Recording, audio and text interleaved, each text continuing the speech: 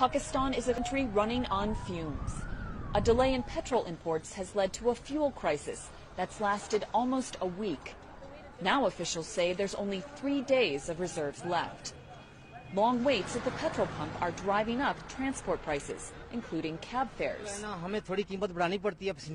We're losing time in these lines, he says. We have to charge the passengers to make up for our losses. And disrupting daily life.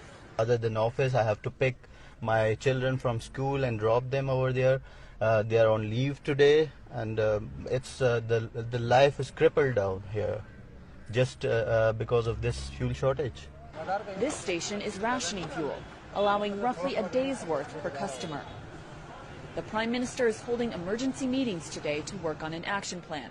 Over the weekend, he purged his government of ministers he holds responsible for the shortage.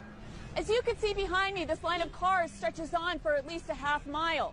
People have been waiting in line for more than 3 hours, and this situation has been ongoing for days.